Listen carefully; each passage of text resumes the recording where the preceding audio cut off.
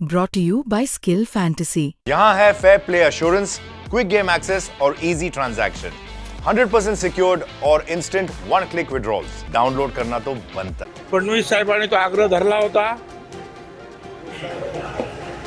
की भुजबळांना मंत्रिमंडळात घ्या म्हणून, बरोबर केले एवढेच नाही तर दिल्लीचे जे आहेत आमचे आपले भाजपचे जे प्रधानमंत्री आहेत, म्हणजे देशाचे प्रधानमंत्री मोदी साहेब, अमित भाई शाह यांनी सुद्धा प्रयत्न केले। मी भाजपचा मंत्री नाही आहे, मी अजितदादा गट NCPचा मंत्री आहे।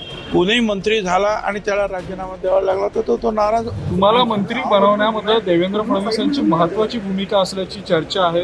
राष्ट्रवादीतून विरोध होता, मात्र फडणवीसांनी इनिशिएटिव्ह घेतलं आणि तुमची वर्णी लागली असं देखील बोललं जातं। हे बघा, मला इथे स्पष्ट करायचं आहे, हे खरं आहे। पहिल्या मंत्रिमंडळाच्या वेळेलाच फडणवीस साहेबांनी तो आग्रह धरला होता की भुजबळांना मंत्रिमंडळात घ्या म्हणून, बरोबर ठीक आहे।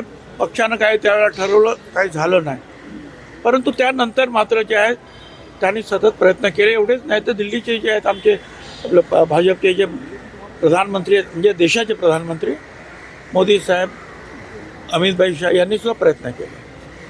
आणि एक लक्षात ठेवा, काही लोक टीका करतात, मला त्यांना सांगायचं आहे मी भाजपचा मंत्री नाही आहे, मी अजितदादा गट NCPचा मंत्री आहे।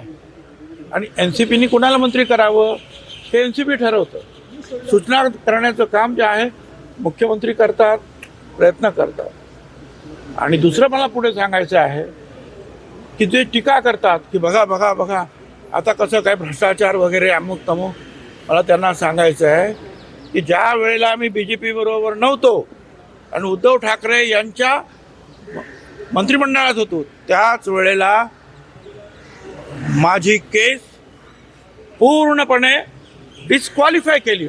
धनंजय मुंडेंची नाराजी पुढे येत आहे, तुमच्या कानापर्यंत आली का ती नाराजी? नाही, असं आहे की कोणी मंत्री झाला आणि त्याला राजीनामा द्यावा लागला तर तो नाराज असतोच ना, त्याच्यामध्ये तो मनुष्य स्वभाव आहे सगळ्यांचा।